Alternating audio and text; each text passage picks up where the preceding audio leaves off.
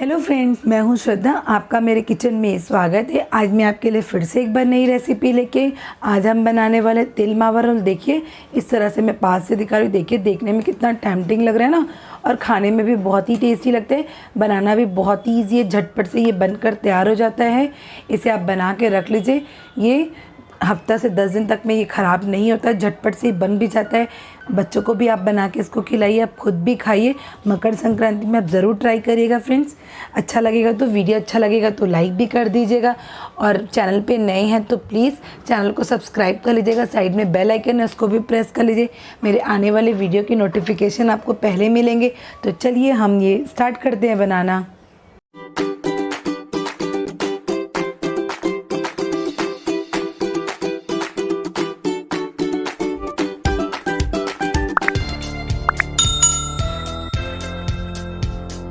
हम ये तिल मावा के रोल बनाना स्टार्ट करेंगे। इस तरह से मैंने 1.5 कप ये तिल ले लिए, ये 1 कप है और ये 1/2 कप है। इसके लिए मैंने इस तरह से वाइट वाले इस तरह से तिल लिए हैं। अब हम गैस की तरफ चलते हैं। अब ये इस तरह का हम ये कढ़ाई चला ले रहे हैं, इसको गरम कर लेते हैं हम। और अब मैं इसी में इस तरह से ये सारे इस तरह से ये तिल को हम इसमें डाल देंगे। तो इस तरह से मैं पूरे तिल डाल दे रही हूँ, और इसको अच्छे से इस तरह से हम ये 3-4 मिनट तक अच्छे से इसको लो टू मीडियम फ्लेम में इसको रोस्ट करेंगे। इसे हमें बहुत ज़्यादा नहीं पकाएंगे, नहीं तो ये जल जाएगा और इसकी कड़वाहट आ जाएगी। तो बस इसके हमें अच्छे से बराबर इस तरह से चलाते हुए इसको हम हल्का सा भून ले रहे हैं। अब इसमें बढ़िया से चटकने की भी आवाज़ आ रही है।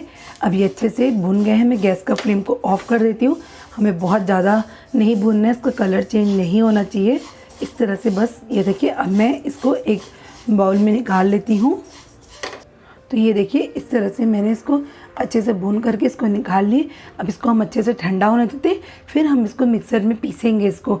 तो अभी हम इसको गरम में नहीं पीसेंगे, नहीं तो ये क्या होगा, तेल छोड़ने लग जाएगा। तो इसको हम ठंडा होने देते हैं, तब तक हम आगे की तैयारी कर लेते हैं। अब हम वापस से वही वाली कढ़ाई चढ़ा ले रहे हैं, और इसमें मैं ये खोआ डालूँगी इस तरह से। तो ये हमारे जो खोए हैं 250 ग्राम ये खोए हैं, और जो हमने जो तिल भी लिए थे वो 200 ग्राम तिल थे। तो बस इस तरह से खोए डाल के इसको अच्छे से इस तरह से इसको गरम करेंगे। तो इस तरह से हम इसको, आप देख सकते हैं ये एकदम फ्रेश वाले खोए हैं ये। इस तरह से इसको हम अच्छे से इस तरह से 2-3 मिनट तक अच्छे से इसी में ही हम इसको गरम कर ले रहे हैं। तो अब देखिए इस तरह का हम ये मिक्सर का जार ले लेंगे, और इसी में इस तरह से ये तिल को हम डालेंगे। तो हम ये पूरा नहीं डालेंगे, तिल भी हमारे ठंडे हो गए हैं। तो मैं थोड़े से तिल को इस तरह से बचा लूँगी। तो बस इस तरह से हम ये थोड़े से इस तरह से तिल बचा लिए, करीबन ये 4 से 5 चम्मच तिल है, इसको हम बचा लेते हैं। तो बस अब इसको मैं इस तरह से कवर करके इसको पीस ले रही हूँ। तो इस तरह से ये देखिए हमने इसके इस तरह से पाउडर तैयार कर लिए। अब हम चलते हैं, जो हमने गैस में खोए चढ़ाए हैं उसको चेक कर लेते हैं। तो ये देखिए खोए भी अच्छे से इस तरह से आप देख सकते हैं गर्म हो गए, और ये मेल्ट भी हो गए। अब मैं इसी में ऐड करूँगी इस तरह से ये 1/2 कप ये शुगर पाउडर है। इस तरह से आप शुगर पाउडर की जगह में गुड़ का पाउडर भी डाल सकते हैं, या गुड़ को भी मैश करके इसमें डाल सकते हैं। तो बस इस तरह से हम इसको भी अच्छे से मिक्स कर दे रहे हैं। तो ये देखिए इस तरह से शुगर भी अच्छे से इसमें मिक्स हो गया, और ये काफ़ी लिक्विड हो गया है, आप देख सकते हैं। अब मैं गैस का फ्लेम को ऑफ़ कर देती हूँ, और इसी में हम वो जो पाउडर बना के रखे हैं तेल का, इस तरह से थोड़े थोड़े करके इसमें हम एक बार में पूरा नहीं डालेंगे, थोड़े थोड़े करके इसको डाल के इसको इस तरह से हम ये मिक्स करेंगे। तो बस एक बार मिक्स कर लेते हैं, फिर जो बाकी का भी बचा हुआ है उसको भी मैं इसमें ऐड कर लूँगी। तो इस तरह से, तो ये आप देखिए मैंने इस तरह से जो बचे हुए थे उसको भी डाल दिए, और इसको हम अच्छे से इस तरह से इसमें मिक्स कर रहे हैं। तो बस इसको आराम से इस तरह से मिक्स कर ले रहे हैं। तो ये देखिए इसको मैंने अच्छे से मिक्स कर लिए। अब मैं इसमें इलायची के पाउडर ऐड करती हूँ। अब मैं इसमें इस तरह से 1/2 चम्मच इलायची के पाउडर डाल रही हूँ।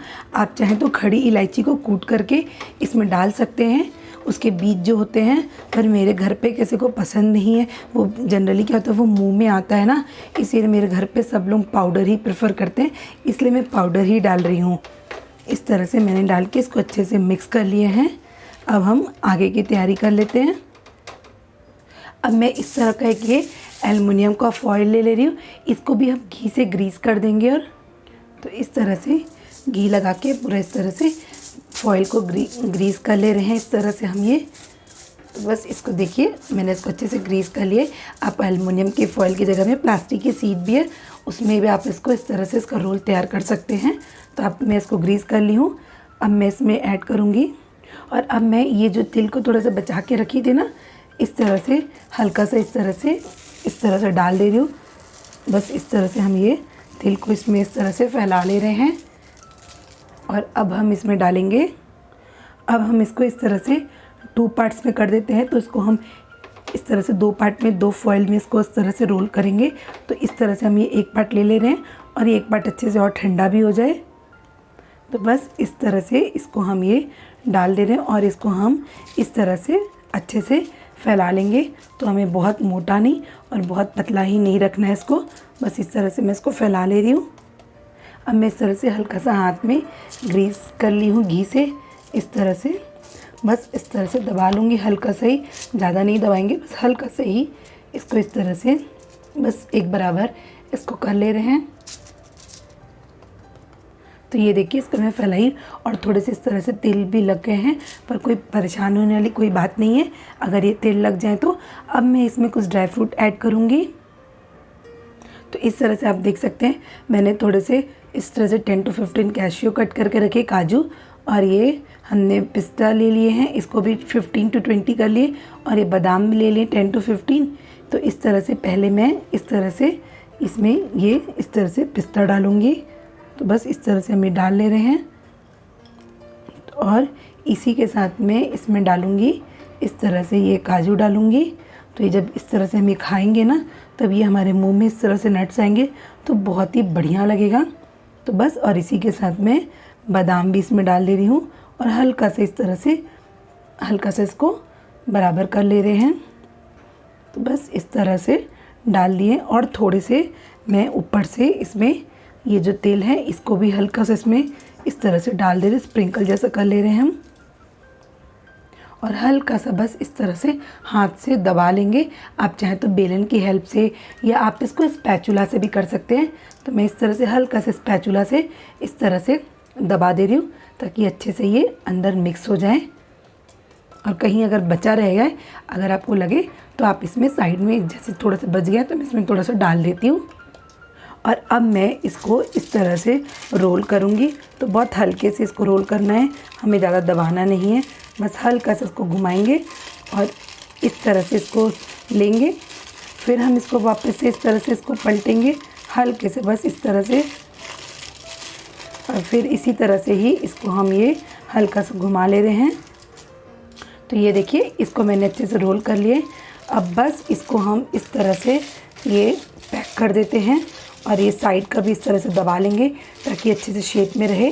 बस इसको इस तरह से हल्का सा रोल करके इसको हम आधा घंटा के लिए फ्रिज में रखेंगे। तो मैं जो सेकंड वाला भी रखी हूँ उसको भी हम इसी तरह से बना करके एक प्लेट में रख देते हैं और हाफ एन आवर के लिए फ्रिज में रखेंगे।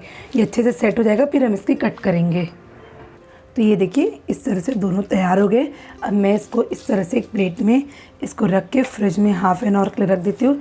ये अच्छे से सेट हो जाएगा। इस तरह से मैं ये प्लेट में रख लूँगी और इसको फ्रिज में रख देती हूँ आधा घंटा के लिए। ये आधा घंटा हो गया है, मैं इसको निकाल ली हूँ। अब हम इस तरह से चॉपिंग पैड में इस तरह से रखेंगे। तो ये देखिए इसको मैं निकाल ली हूँ। अब ये बढ़िया से सेट भी हो गया, आप देख सकते हैं। अब मैं इसको कट लगाऊंगी। अब हम इस तरह से इसको ये कट कर ले रहे हैं। ये जो अनशेप्ड वाले इसको हम अलग कर लेंगे और दिखाती हूँ मैं आपको इस तरह से कट करके। तो ये देखिए अंदर की स्टफिंग भी कितना बढ़िया से इस तरह से दिख रही है ना। तो हम इसी तरह से ये पूरा कट कर ले रहे हैं। तो बस इस तरह से हम इसको काटते जाएंगे। देखिए ये हमारा तिल मावा रोल बनकर तैयार हो गया। इस तरह से आप देखिए कट कर लिया मैंने और प्लेट में रख लिए। देखिए देखने में कितना टेम्पटिंग लग रहा है ना, और खाने में भी बहुत ही टेस्टी लगता है। आप बना के स्टोर करके इसको आराम से हफ्ता 10 दिन तक स्टोर करके रख लीजिए, आराम से खा सकते हैं, जल्दी ख़राब नहीं होगा फ्रेंड्स। तो फ्रेंड्स अगर आपको मेरा ये वीडियो पसंद आए तो प्लीज़ चैनल को लाइक कर लीजिए, सब्सक्राइब कर लीजिए, अपने फैमिली फ्रेंड्स में ज़रूर शेयर करिएगा। एक बार मैं आपके लिए फिर से नई रेसिपी के साथ मिलती हूँ। Bye bye.